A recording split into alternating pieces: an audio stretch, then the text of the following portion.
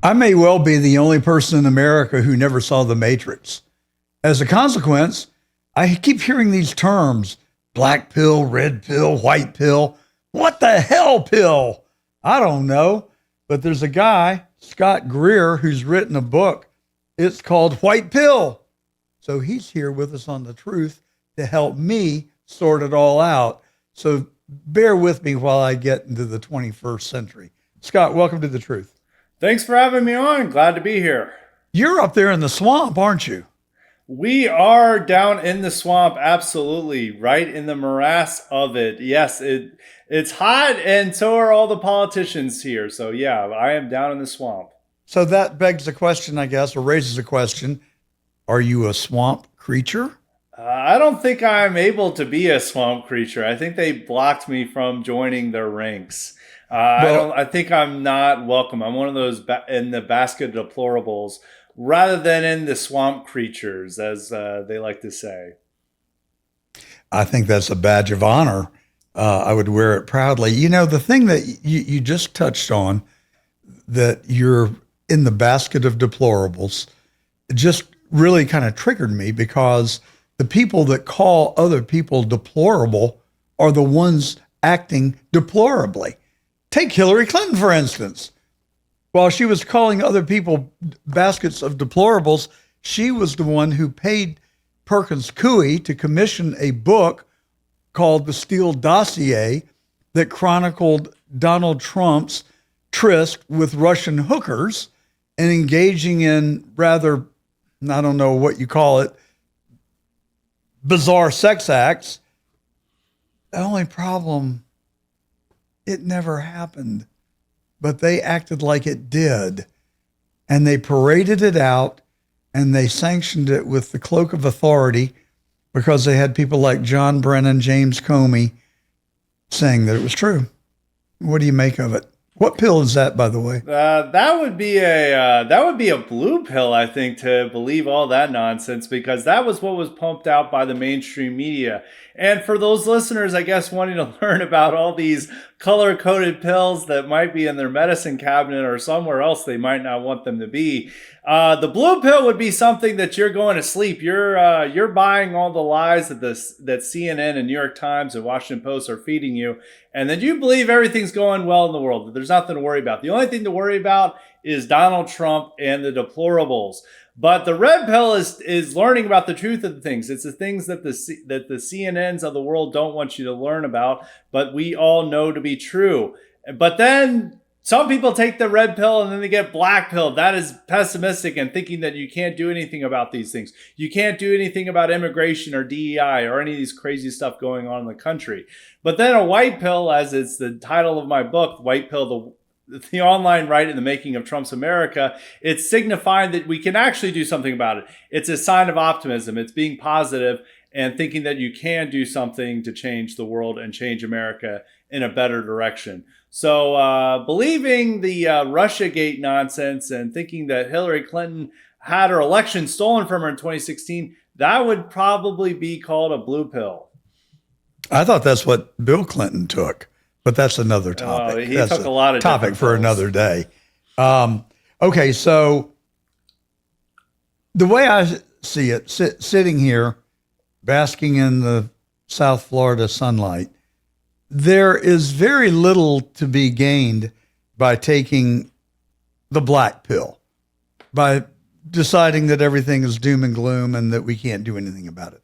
That, in effect, itself becomes a self-fulfilling prophecy. If everybody takes the black pill, we absolutely would be doomed.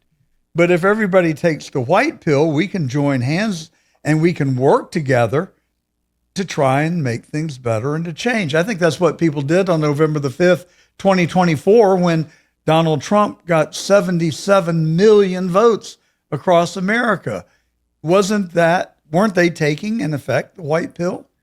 Absolutely, because they were seeing everything that's going wrong in Biden's America with the tens of millions of illegal immigrants pouring across the borders, with them pumping out anti-white racism and gender theory nonsense in elementary schools and middle schools and high schools throughout all the country, and with the terrible economy and with having a senile president that they were trying to lie to us and to believe was the most mentally competent, the sharpest president we've ever had, then millions of Americans rejected that. And they rejected that Kamala Harris was somehow capable of being the next president, even though she was the border czar. She was responsible for the open borders policies of the Biden administration. Yet the media tried to lie to us and say that she was not. I think that was a white pill in saying that despite everything the media tells us and what has happened to Trump, because you have to remember is that Trump was, there was all these criminal investigations of Trump pretty much over nonsense, and that they were indicting him. He even got convicted of one charge or in one of his trials beforehand. And he was still able to become president because people believed that this was nonsense, what he was charged with. It was just complete baloney what he'd been charged with. And that they felt that this was the way to make our country great again and to reject woke. So they went with Trump. So that would be a white pill. Okay, well, I'm going to give a little bit of red pill-esque factoids. And I do want to start with one in particular. You said that Joe Biden, I think you said a senile old man. I think that anybody who watched the debate with Donald Trump or has bothered to look since then would have to conclude that that is true. However, I take that as a smokescreen. I really do. I mean, the narrative about Joe Biden is he's old and senile. That while true, I think that evades the crux of the issues where Joe Biden is concerned with me, and that is that he was a highly corrupt president who took millions of dollars from our adversaries and then appeared to provide things to them in a quid pro quo, like allowing tons, I don't know how much, of fentanyl to cross our southern border, enough fentanyl to kill every living American twice, and allowed Chinese spy balloons to float across our country and hovering over our most sensitive nuclear facilities when he courageously showed his commander-in-chief side by shooting it down over the Atlantic after the mission was completed.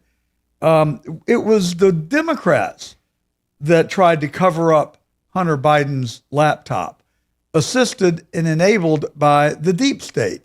56 current or retired intelligence officers intentionally lied about Hunter Biden's laptop being Russian disinformation. Then the open borders. As many as 10 million illegals came into our country under Biden.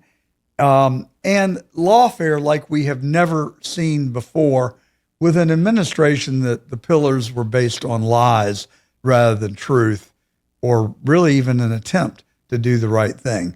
That's my truly unbiased. I'm a Republican, I'm a conservative Republican, but when I try and go sit by myself and think about the things that Biden did and ask myself consciously, is that a biased perspective to say that he took millions from our adversaries? No, it's fact. Is it biased to say that he opened the borders? No, it's fact. It's also highly illegal. It's against our federal laws. Is allowing an adversary to fly an intelligence balloon over our country, is that a bias? No, it's a fact. These are all facts leading me to the conclusion that the Democrats really don't have a platform. They really don't stand for anything except everything that I can identify that's just fundamentally wrong. And then they lie about it and tell us what we see with our own eyes and ears is not true. That's exactly true what you've pointed out. Absolutely. And they've been doing this for a very, very long time. And we can point out many examples of this during the Clinton and Obama eras. And most of my book that goes back, it's not just about the Biden era. It goes back all the way to the Obama era and the lies the media was spreading at that time with, the beginnings of Black Lives Matter is that this became a whole thing in the 2010s and led to a lot of the nonsense in the 2020s was started during the Obama administration. It was at this time, the media, along with powerful Democratic politicians, were promoting the notion that there was all these young black men who were getting murdered in cold blood by both police officers and vigilantes when they hadn't done anything wrong. But if you looked at all the examples of these cases from Trayvon Martin to the Ferguson shooting, where, in the Ferguson shooting, they claimed that Michael Brown had his hands up, but that wasn't the story at all. Michael Brown had been charging at a police officer, been attacking a police officer when he had been fatally shot. But the media made people believe that he had his hands up and he was shot in cold blood. And this is the type of thing that was promoted by many Democratic politicians and the mainstream media. And this is the type of environment that I describe in the book and how it led to Donald Trump being the nominee and the transformation of conservatism, because at this time in 2014, there were way too many conservative voices who were buying what the mainstream media was telling them about these stories. Is that many people, when they first heard about Michael Brown and Ferguson, they're like, oh, well, CNN told us he had his hands up. And also the local protesters who were rioting, of course, they were not protesters, they were rioters. They were saying he had his hands up. So we have to believe that this is the story. But then when the police investigated it and when Obama's own Department of Justice investigated it, they found that was all nonsense, that this had been a legally justified homicide that had happened. And the same thing happened with Trayvon Martin. Yet this had promoted a massive social movement that built up and then led to nationwide riots in 2020. And it was all based on a lie. And this is the type of thing that conservatives began to realize, that liberals were going too far, that they were becoming more extreme, and that an appropriate response was needed from the right rather than trying to play nice and do bipartisan legislation or whatever. But there was a necessity for a more combative right, a more combative conservatism. And we even see this today with the DSA and what the Democrats are doing now, where they're not learning any lessons from 2024. They're doubling down on all these lessons from 2024 and pretending that what they were doing before 2024, that was crazy. As AOC said this week, woke one was crazy, but they're still crazy, and woke one is still here, as we see with DSA and many of these other candidates that they're running in the Democratic Party. So the right, and a lot of its transformation is due to how extreme the left culture and the mainstream media got in the 2020s, and is still very extreme today. I don't think that the truth should be a liberal or conservative value. It just seems like every American should be able to resolve that the truth should be our lowest common denominator. How? Absolutely. No, I think that is true. That should be it. Is the truth should not be a matter of whether you're conservative, liberal, or leftist, or right-winger. It should be agreed upon by what's objective truth. And we can look at this and say, we brought up the 2016 election.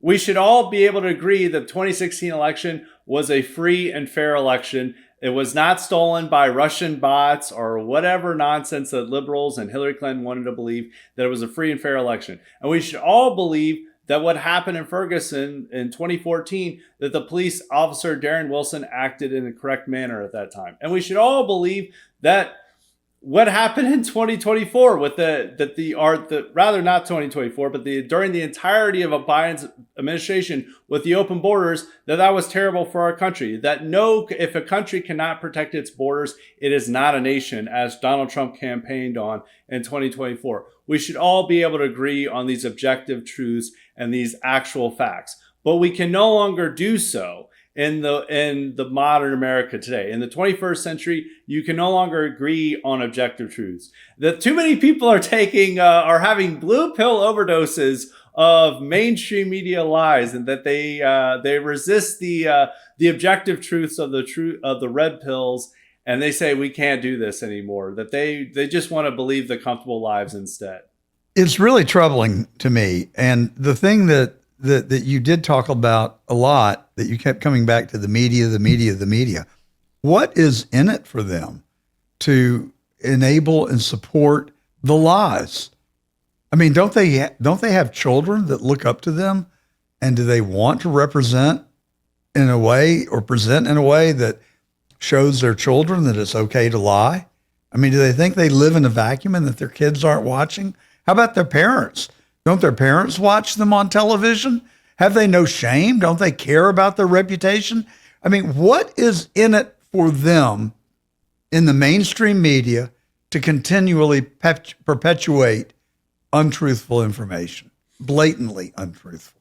They're committed to their ideological principles that say that we have to believe these things. They want to believe these things.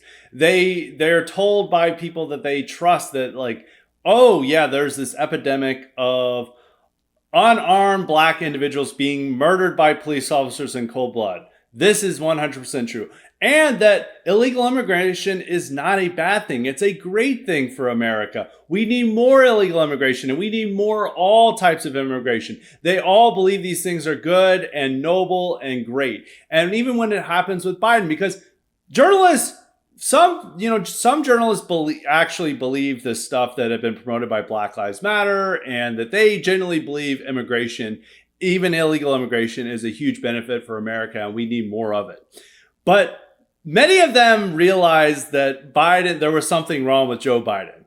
They knew that he was not the sharpest president we've ever had, as they were all trying to claim. They knew that there was something wrong with him and he wasn't all there. But they realized that if they told the truth about that, that would help their enemies. And that is the last thing they want to do. They do not care about objective truth and facts.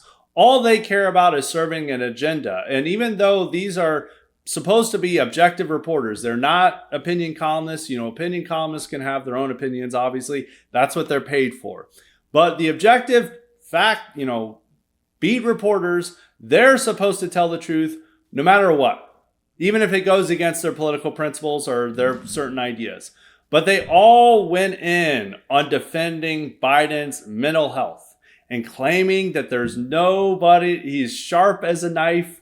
He is out there working so hard every day. He knows all these details, when he basically couldn't conduct any meetings because he would just lose his train of thought. He would take naps all day. He was not an active president at all. But if you paid attention to the New York Times and CNN, you thought, we've never had a more active president than Joe Biden.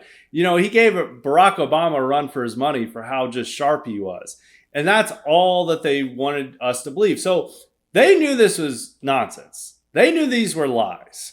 And they only came to admit it when it was abundantly clear to the entire nation during the 2024 summer debate between him and Trump, where he's not all there. He, kept forgetting his lines.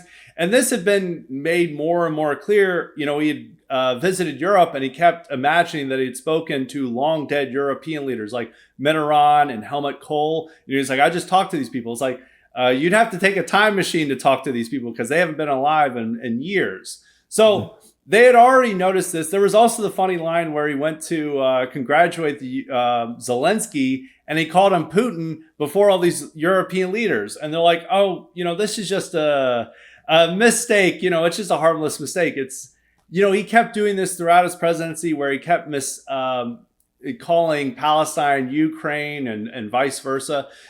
They knew that there was something wrong with him, but they didn't want to tell the truth because they thought it would help their enemies, and that was enough for them to continue to tell lies. I reassert my earlier admonition that talking about Biden's senility is really dodging the real issue. And I think the real issue was that he was inherently corrupt. He took money from our adversaries. He got the special investigator in the Ukraine fired because he was investigating Joe Biden. It just goes on and on. I still don't understand why we are not focused on that, and why we are not focused on what I believe to have been absolute treasonous behavior. Why are we not talking about those things? Well, with Biden, with the same with the media, is that they don't want to talk about it. They don't want to talk about his family corruption. I mean, they're now normalizing his son, Hunter Biden, where Hunter Biden is a complete scumbag, with numerous problems that was revealed by the Biden laptop. And you're correct. I mean, the Biden family was completely corrupt. That this wasn't. You are right that it was not just all senile. Whenever he showed, his brief spans of mental cognition in the White House, it was usually to try to enrich his family and to allow, his friends and family members to enrich themselves at the public trough. So you're completely correct about that. But the media doesn't want to talk about it because they want to forget that Biden was president, because they know today that it was an embarrassment for them, that there was no accomplishments of the Biden administration, that it was just a complete clown show the whole time. But they just want to pretend that, the presidency was vacant for 4 years. They don't want to talk about Biden. I get where you're coming from. I'm just a little, I'm a little more of a black pill on this one, because I just think that what I was watching was not senility, not ideological, not Republican, Democrat. It was just flat out inherently evil and wrong to allow 10 million illegals to come into this country because it did something to help our country. That's just a lie. And now those people are really having to pay the price because they're being deported. My one grievance against Trump is I don't think they're being deported in a humane manner.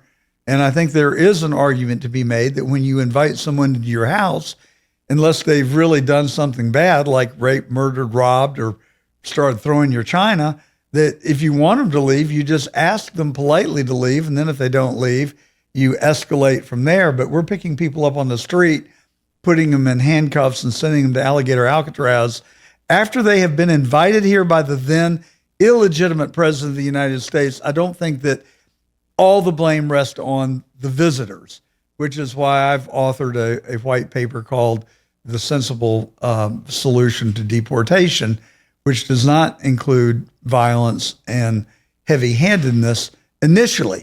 We might get there, but I think initially we can do a much better job by first registering every visitor in our country, evaluating people based on their conduct and their behavior. If somebody's been here 30 years and they've worked and they've paid taxes, they've got a family and they've got children here and they're gainfully employed and they're paying, they've got a social security number and paying into the country's treasury, I don't think they should be rounded up and taken to Alligator Alcatraz and deported. Yet I know someone who meets that exact description, who works 2 miles from where I'm sitting. The public outcry was so great from many of Trump's largest donors that gentleman was released in 24 or 48 hours, maybe 72, and is now back at his job in Palm Beach, Florida. But that's the unseemliness that I think is backfiring a bit on Trump, even though he's really doing what he promised and what we asked him to do. Yeah, that's true. But I mean, you're right that a lot of people didn't have the stomachs for that, because there can be these stories of, this guy's a great guy. He's been here for a long time. He seemed like a part of the community, but he is an illegal immigrant. But one thing is with this is that some of the people, the worst people who are getting rounded up, a lot of these people are dangerous criminals. It's like I have no beef with that. No beef with that whatsoever. Yeah, it's like Kilmar Garcia, the guy that they've been fighting over for, actually going on for years. No, that guy's an MS-13 person. He gets no due process. Beat his wife and other things. So he gets no special consideration.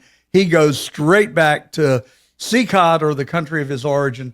No disagreement there at all. But the vast majority of the illegals who are here, and I've encountered a lot of them, are very nice people.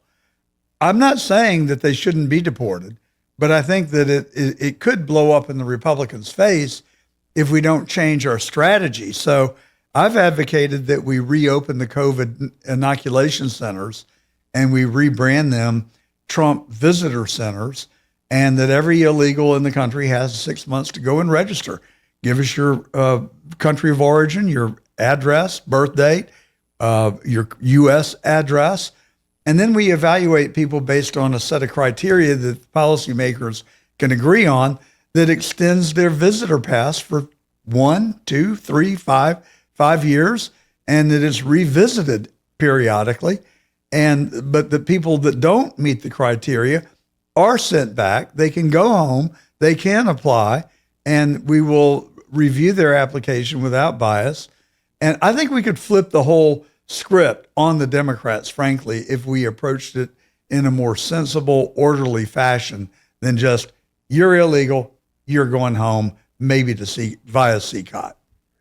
Yeah, but one thing with that plan is that a lot of people, that would strike people as an amnesty, because you would effectively be granting legalization to these illegals if they meet criteria. Most of the amnesty plans in the past, not quite in the same direction you would have, but they would offer the type of legal status to these illegal aliens if they came forward and met certain criteria. And you are right. If they were not criminals, or we felt they were nice, all the lawmakers, both Democrats and Republicans, Lindsey Graham, the John McCain types, they're like, we're going to make sure the best ones stay here.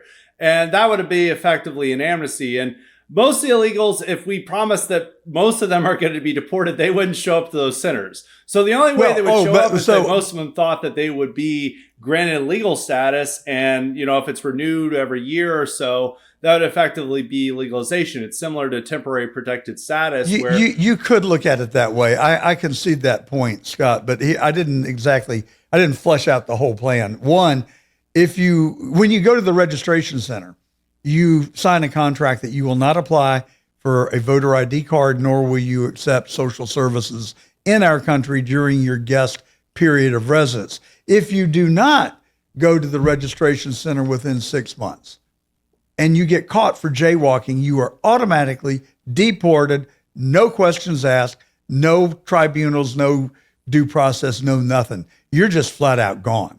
But play the game, register, identify yourself. It could get on the slippery slope and become amnesty.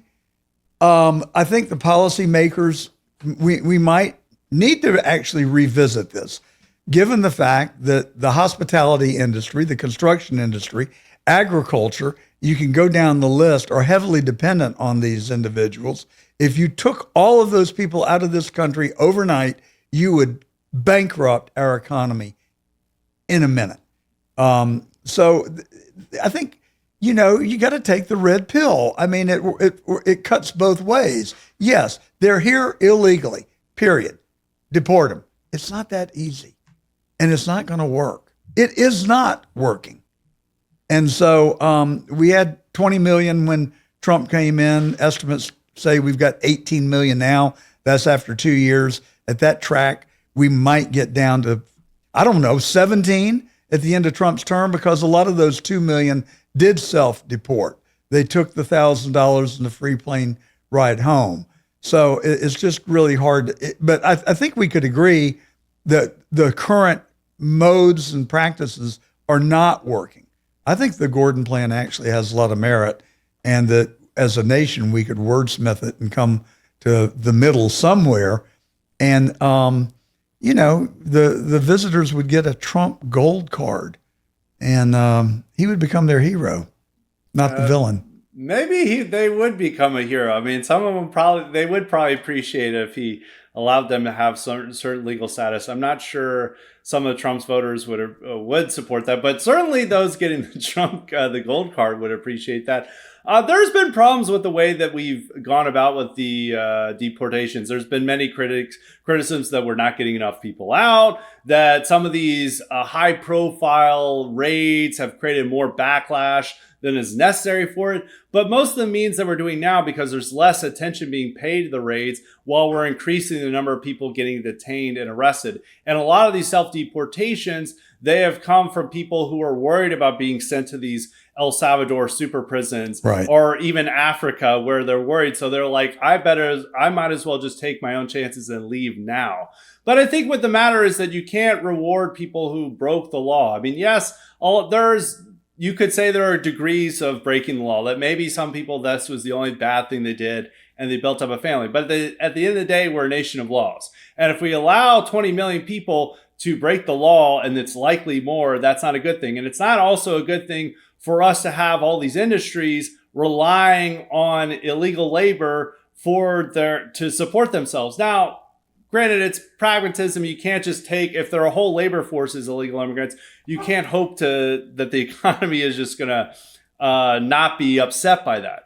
But at the end of the day, you need to wean them off their addiction to illegal labor. And as we have more advances in AI and automation, there's going to be less of a need for this labor over time. Eventually, we're going to come to the point where robots are picking all our fruit and doing a lot of agricultural labor. Hopefully it happens sooner, but it's going to probably happen someday. And you can't have all these people not saying your plan is the amnesty, but let's say the Democrats came up with their own amnesty and it got through and we legalized all these people. And then we legalized them in part because we said we need them for these jobs. But then in a decade, these jobs have been taken by robots and increasing automation. Then you have all these people that you're going to have to be paying, government benefits to support them. So we legalize all remember these the Gordon plan, beneficiaries of the government. So the Gordon plan requires them to sign an agreement that they will not apply nor accept U.S. government subsistence. But look, you make a lot of good points. It's a complicated subject. I just don't get the sense that what we're doing is really working. I think that it is causing more political damage than it is helping our nation right now. Maybe there's a middle ground that we could get to without giving amnesty. But, I was trained as a lawyer. I can argue the other side of it just as well. If you allow them to stay here 5 or 10 years, then there's the argument like, oh, they've been such good contributing members of society for 10 years. You're going to send them home? How dare you? So I'm not sure there's a win-win in there, but what we're doing, I don't think is working. You talked. I'm going to pivot. If you want to say something else about immigration, I'll pause for a moment. No, I think we've covered that. It's definitely a complicated subject, and we need to solve it somehow. But I think most of the people who voted for Trump, he had mass deportations now. We wanted to reduce the illegal immigrant population, and we wanted to reduce immigration as a whole. And Trump is trying to deliver on that campaign promise. Obviously, there's been some political setbacks and we could do it a little bit differently so that the media isn't as focused on it, or is it's not causing these confrontations like what happened in Minneapolis earlier this year. There are better ways to finesse it, we could say. So I would agree on that. It's delicious. It's nutritious. And best of all, no dishes. We're talking about Bogey's Beef Jerky, of course. Premium craft beef jerky that's taken off at the most prominent golf courses and resorts across America. Made for the turn, the road, or whenever you need a bold protein-packed snack, Bogey's delivers the rich flavor and that premium chew every time. From smoky heat to pineapple express, try some Bogey's beef. They've got a flavor for every player. Bogey's Beef Jerky, tee it up, tear it up, and enjoy.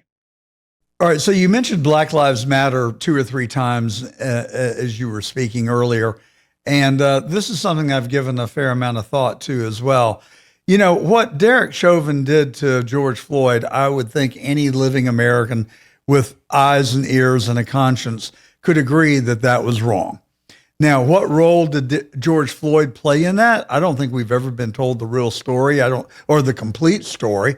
I mean, my sense is that they knew each other. They had worked at the same bar as bouncers. I think that, I would like transparency. I'd like to really know, my suspicion is that maybe they had business dealings together. I'm not alleging that. I'm just saying, is that possible? Was George Floyd or Derek Chauvin really settling a score with George Floyd? Because keeping your knee on somebody for 12 minutes while they're saying, I can't breathe, sounds pretty intentional to me. And it just raises a lot of questions. I guess the point that I'm really getting to is that there's no middle ground in any of that. It's like George Floyd bad, Derek Chauvin good, just being a cop, doing his job. Or Derek Chauvin is a murderer and George Floyd was really just a nice guy that's a little high on crack and got at the wrong place, wrong time. But to me, the conversation really, and I felt like this for a long time, we ought to be talking about abuse of authority by police officers in this country. And there are infinitely more good cops than there are bad cops. But I am uniquely situated to talk about this because I was coming out of dinner with my wife at Thanksgiving in Atlanta a number of years ago, and I parked in what was a known delivery zone, but I parked there after the business day was done, for deliveries at least. And I came out and I got a ticket, and it said that I'd parked in a handicap spot. Well, anybody could look at this and knew that it wasn't a handicap spot. It was adjacent to a handicap spot. It's just that I was not in the handicap spot, and that was objectionable to me to be falsely accused like that. So I looked around, and sure enough, there's the cop sitting right over there on the curb. So I go over to him. He became very aggressive, extremely disrespectful. Signal 32, signal 32. I looked around, and you have never seen the number of police cars and security cars coming and surrounded me, taunted me, and disrespected me for 40 minutes. And you know what my crime was? Well, one, parking in a delivery zone, and two, challenging Officer Ron Miniatis, who I ended up in a lawsuit with because of his deplorable behavior. I read the police reports, and they said, and it's not about me. This highlights to me just how bad they can be. All 6 police reports were eventually filed. They all looked like they had been dictated the same story. And each story said that I was yelling, screaming, waving my hands wildly as if I were somehow a lunatic, and that they were concerned for my safety and felt it necessary to detain me. So I go home after reading these reports. I FOIA'd them. And I thought, how in the hell can I defend against this? I'm just one guy who had dinner with his wife, who parked in the wrong spot. And they've turned this into something that makes me sound like I'm a lunatic. And on certain days of the truth, red pillish, I might get a little out there. I don't know. You have to ask our listeners. That particular night, though, I was scared to death because this Officer Gilden, I can't remember what I had for breakfast this morning, but I can remember Officer Gilden's name from 30 years ago. His arms were bigger than my thighs. And I mean, they were strutting and just showing me who was boss. And I was scared out of my mind. I went back and I thought, I bet Lenox Square has security tapes. We subpoenaed them. It shows me sitting on the side of my driver's side car with my feet dangling out, never raised my hands above my waist, sitting there passively. They lied. All of them lied intentionally. Well, I got Sergeant Miniatis' file, and it was 3 feet deep. He had had 26 complaints against him in 24 years on the police department, and 2 of those involved homicides that he committed. One, very justifiably. And I think that's a very, very important point because he had half of his face shot off by a criminal he was trying to arrest. And so I had to have a lot of empathy for Sergeant Miniatis. But after that event, I think he used that as his license to go about abusing people. And I read every complaint, and I read them critically, and I tried to read them in a vein of what could Sergeant Miniatis have done differently. Anyway, I'm really going down a rabbit hole, and I've gotten sucked down it. So let's steer it back to make the point that I'm trying to make. They blew this severely out of proportion, and they caused me a lot of grief in the process. So I began to become hyper-focused on the Atlanta Police Department and started pointing out to my friends, many of whom were opinion leaders and politicians, what I feared I saw was evolving in the Atlanta Police Department that was going to culminate in the police department creating a Rodney King event if the adults didn't show up in the room. Half the people thought I had lost my mind. Half the people said, gosh, John, you're onto something. I was vindicated in November of 2006 when the Atlanta police entered the home of Katherine Johnston, a 92-year-old grandmother, suspected of nothing, guilty of nothing, and they barged in her door with a no-knock warrant. She reached for a rusted-out pistol, managed to fire one shot into the ceiling. They filled her full of 32 rounds of ammunition and killed her. They then planted marijuana in her basement and alleged that her grandson was dealing out of her house. That too was a lie, because within about 10 minutes, his relatives came to his defense and said, you got the wrong guy. He's an Eagle Scout and a straight-A student. I don't think he's ever smoked pot, let alone dealt it. 6 police officers went to prison, as they should have. Many of them are still there today. My point simply is this. I mean, they got it wrong. They lied for their no-knock warrant. They did shoddy police work. They made a terrible mistake. They shot and killed an innocent woman and then tried to cover it up savagely. There is a lot of that goes on. And I'm not against the police. In fact, after that event, we got a house, we retrofitted it, we renovated it, we made it beautiful, and we installed 2 Atlanta police officers to live rent-free in this community. We did a lot of good work as an outgrowth of that, and did a lot of bridge building between the neighborhood, the worst neighborhood in America, by the way, between the residents and the police. I'm just trying to make a point here. And the point is, police should not abuse their authority. And when they do, there should be accountability. But there is not a lot of accountability, because if you try to hold them accountable, you must be anti-law enforcement. You must be a renegade. And so what we end up with is a tragic event like George Floyd and Derek Chauvin, when there really should have been an intervention well before that of just saying, look, you swore an oath. Here are the rules. You've been trained. If you violate the law and you violate your oath, you're going to be punished. Don't you think that would eliminate a lot of what we're seeing that has just become kind of unaddressed in our country today? Yeah, a lot of interventions could save in these cases, and no one will deny that there are definitely legitimate cases of police abuse, as you detailed.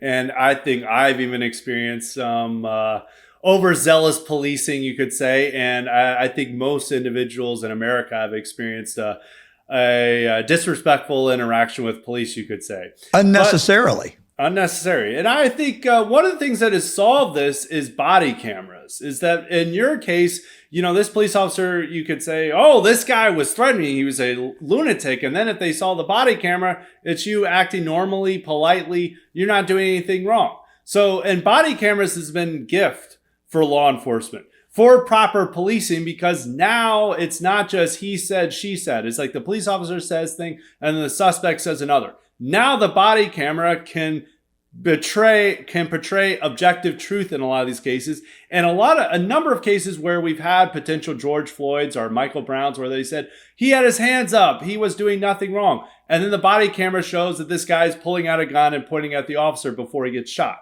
We've had numerous cases like this. Even when we have police abuse, like in this case that you described in Atlanta, the body camera would have shown what the police officers had done wrong. And there's been other times where it's shown police abuse. And officers are a lot more careful now about about claiming things that they happen in your situation and in Atlanta, because they know that the camera's recording.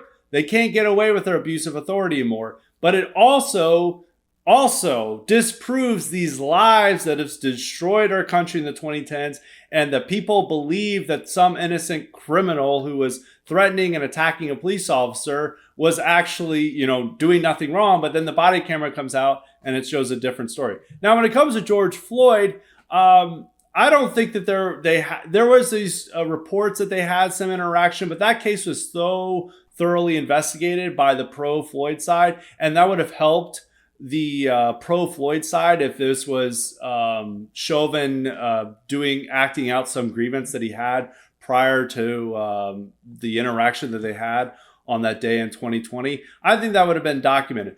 Whether he should have kept his knee on his back so long, that's, it probably shouldn't have happened. But they were dealing with a lot of those police officers. Their deal with people trying to get out of restraints as much as possible, and they deal with difficult suspects all the time. I don't think the criminal trial was fair towards Derek Chauvin. I don't think Derek Chauvin deserved the lengthy sentences had, and especially the other officers. The other officers didn't do anything wrong, yet they all they didn't do anything right. They sat there and watched it passively. I think they were dealing with the different. I think if the facts came out, it could be found that there are law enforcement experts who said that what they had done in that situation was due to proper procedure. Now, maybe he shouldn't have kept the knee on so long. Other matters, but I don't think he got a fair trial, and not all the facts have fully emerged in that case. And I think the disproportionate response to it from the nation, from the media, that this is, some modern day lynching where this is a difficult suspect who's having a drug overdose, who is having a negative effect to the drugs he had ingested prior to the interaction with law enforcement, that this is somehow the most brutal murder we've ever witnessed on TV. I don't think that that's quite the story. There's something more to there, and I don't think that Derek Chauvin I have to disagree with you on that. I mean, 12 minutes, really? I mean, that's ample time to put handcuffs on the on the suspect, subdue him that way without suffocating him. So, I mean, I think that's what normal there was plenty of police. There was plenty of diagrams and other testimony showing that wouldn't have had that effect on him. Is that many police officers use that technique on many suspects before, and they didn't have that effect. Now, I think he was saying I can't breathe. Agree is that he deserves a fairer trial than what he received before. Is that I think what happened is that there was a public sentiment in Minneapolis and throughout the country that felt that Derek Chauvin was the worst person imaginable, and there was no way they could get 12 unbiased people to serve on a jury that was not going to convict them, no matter what evidence they had. With the passage of time, I think that there is a necessity for a retrial of Derek Chauvin, and I think it would have a much different outcome in this. Well, I think that, as you highlighted, there's been a lack of transparency. I mean, I would like factual answers, the truth of whether Derek Chauvin and George Floyd knew each other or not. We can start with that. Was there something below the surface that we were never allowed to see?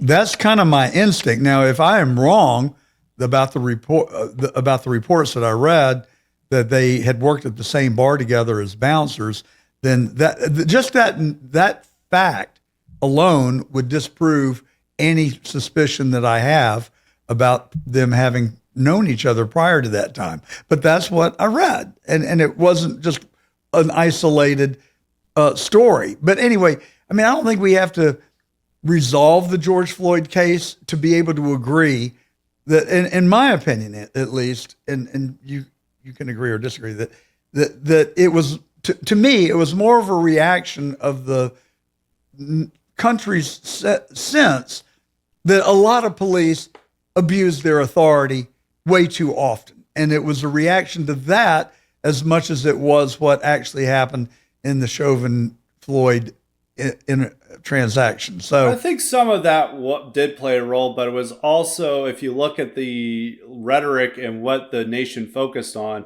it was based on mostly bogus Black Lives Matter and engineered myths. Obviously, abuse of authority is something we should care about. And one of the good things that has come about, probably the only good thing that came out from that case, was that body cameras became used nationwide, that they became more prevalent among law enforcement, which has improved law enforcement in this country and has diminished the cases of abuse of authority. I don't think police officers are less likely to abuse their authority when they know they're being recorded.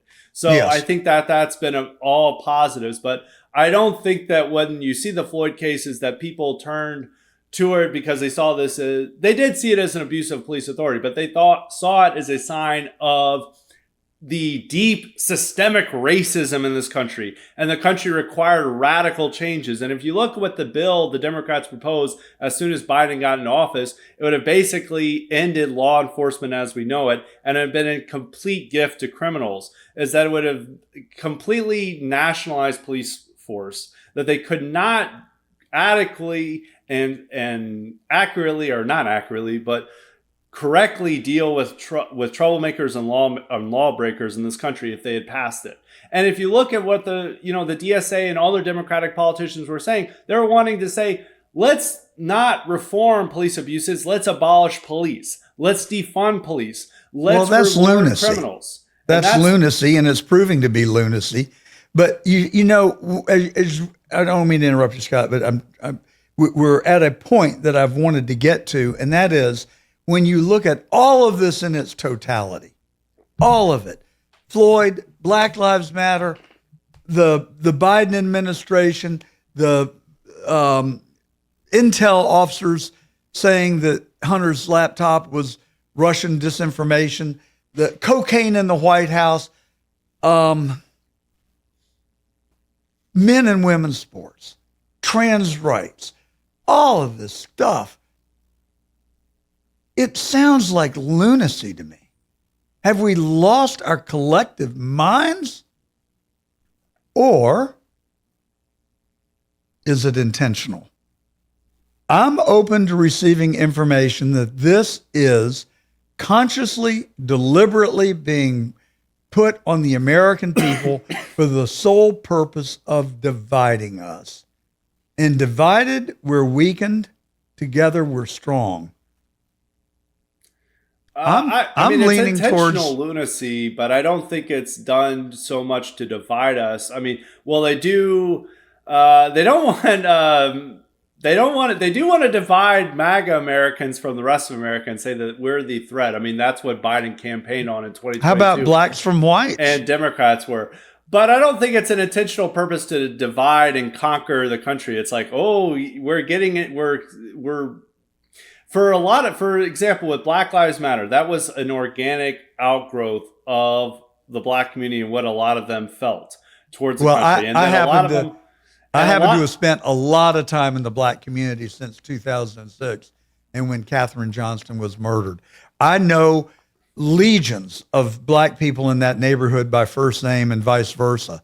They don't hate me. They don't look at me cross-eyed.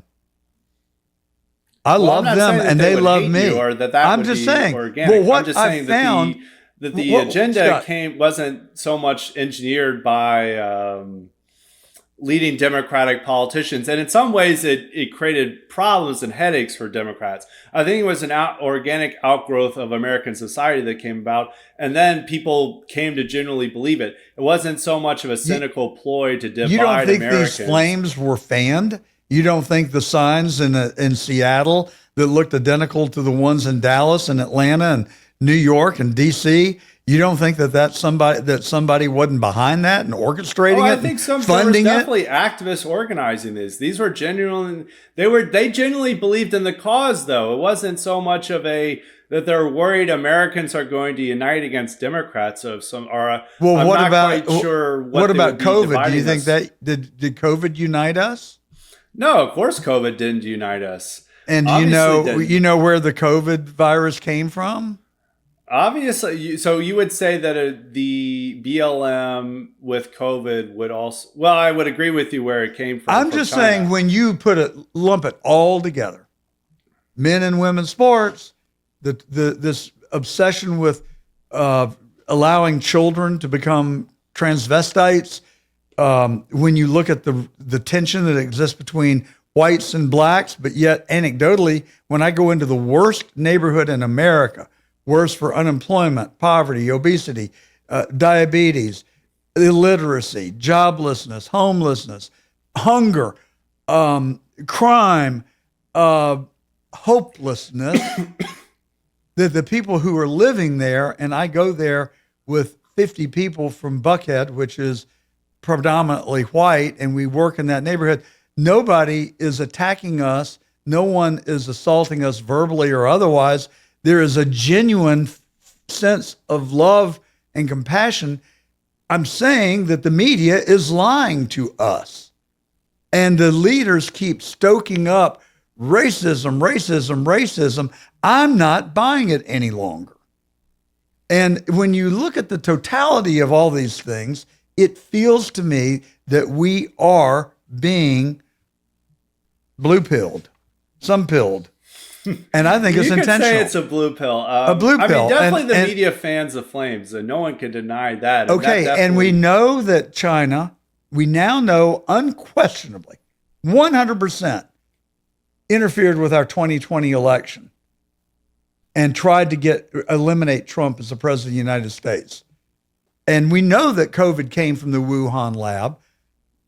I have adopted the suspicion, the strong suspicion that it was intentionally released on us. We know that China has said they want to dominate and rule the world by 2049, the anniversary of something. And we know that they have flooded our country with fentanyl. We know that they have allowed thousands, 150,000 is what I've read, fit military-aged men from China into this country that came across our southern border. If I am suspecting strongly that this is intentional, choreographed, planned, and it is designed to divide this country down the middle as it appears to be doing. And I worry about our future and our sovereignty.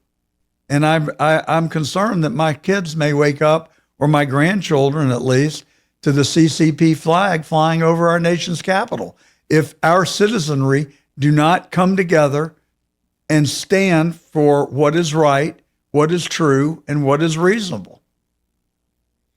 That's the world according to John. You heard it here first. What do you think? Have you called for have you called for a wellness check on me yet? No, I think the Chinese threat is certainly real, but I would not. With COVID, obviously the virus originated from China, and they I don't know if they would do it intentionally because that harmed the Chinese economy as well and other problems. They don't care. Didn't properly. They definitely didn't properly handle it, and we can blame China for it. That's 100% correct. Well, they lied about it, and the lady that was worked in the lab, who was a doctor, started talking about it, disappeared, and hadn't been seen or heard of since. Yeah, I think they definitely wanted to cover their tracks on how they were responsible for letting it get out. But when it comes to how they were responsible for letting it get out, the Black Lives Matter, the gender theory, DEI, all these things, a lot of these originate within ourselves, and it's our own government was promoting this stuff about transgender and transgender boys and girls sports. Our own government was promoting this stuff. Our own corrupt government led by an illegitimate president. That's my paradigm. Biden was not duly elected president of the United States. 80 million votes, really? And he never campaigned. He stayed from in his basement. I think it was absolutely a stolen election. It was I believe, a coup d'etat to get Trump out of the White House. Oh, they definitely wanted to remove Trump any way possible. And the way they restricted information and the lead up to the election of the amount of censorship that was happening in 2020 was completely unfair and unwarranted and unprecedented in American history. So, yeah, but when it goes to back to the point of promoting this stuff for intentional division, I mean, it is in China's interest to promote social divisions, but I'm not sure that they may one day have the power to stoke these social divisions in a way that they could stir up nationwide riots like we saw after George Floyd. But I think this is an organic thing coming from America itself, and in a certain time period that Americans had lost their minds during COVID, and we all came to believe our real problem wasn't being locked in our own houses, but was systemic racism or police racism, or the fact that we have statues of founding fathers who had racist views. These are real problems that happened that people claimed after George Floyd revolution. And then we were able to censor the internet more because we couldn't allow any true information about COVID. We couldn't allow any true information that Trump is putting out there about immigration or the Biden campaign. They try to restrict access and information about the Hunter Biden laptop. So it was pretty crazy what happened in 2020. And I think that explains a lot of the transformations, as I describe in my book, Whitepill, about what happened in conservatism and why American politics are so different today. Well, you're a very rational human being, and I honestly, I hope you're right. I kind of hope you're right. I don't know whether I hope you're right or I'm right.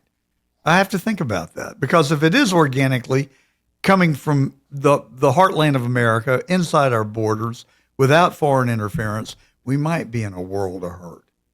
If it is foreign interference, and you say China, how about Russia, Iran, Cuba? I mean, we got enemies, plenty of enemies to go around. Even some of our allies, actually, I think would like to see America weakened, if not destroyed. So I think we've got a lot of pressures coming from a variety of places. And you may be well right. Both things may be true. It may be forces internally and externally that are attacking our country. And my message is which pill? White pill. My white pill is Americans better go to the polls in November. That is the message. I 100% agree. All right, Scott, thank you. Any further words on the way out? Thank you for bringing me into the pop culture here. I've got my pills. Welcome. I got my cheat sheet. I'm going to have to keep this and take it around with me. My blue pill, red pill, black pill, white pill. That's an important cheat sheet to have. But you look like you may have been doing a little looks maxing yourself there. I don't. Maybe. Speaking of pop culture. I need to spend more time in South Florida for that. But final thoughts. If any listeners want to follow me on Twitter, I'm at Scott M. Greer on Twitter. I also buy the book Whitepill, which is available on Amazon, and also follow my Substack highly-respected.com. Well, thank you, Scott. And the nation is fortunate to have more people like you than the other side, I fervently believe. And my recommendation to our listeners is, and what I've consistently said now for 4 years, you've got to look at civic duty as one of your responsibilities. And you don't have to dedicate your life to it. You don't even have to dedicate a big portion of your life like Scott has done in writing this excellent book called Whitepill. But if you just took a measly 30 minutes a week, an hour, maybe a month, and did something to further our nation's interest by going door to door for your candidate or by serving as a poll worker, just pick out a lane that you think would excite you to be a part of and donate that amount of time. That's all it would take. If all of those 77 million of us who voted for Trump would do that, it would be enough to alter the course of our nation. And I hope that each of our listeners will think about that and consider doing just that. All right, Scott Greer, the book is The Whitepill, the online right and the making of Trump's America by Scott Greer. I assume you can get that on Amazon. You can indeed. All righty then. Thank you, Scott. Have a great rest of your weekend. Thank you.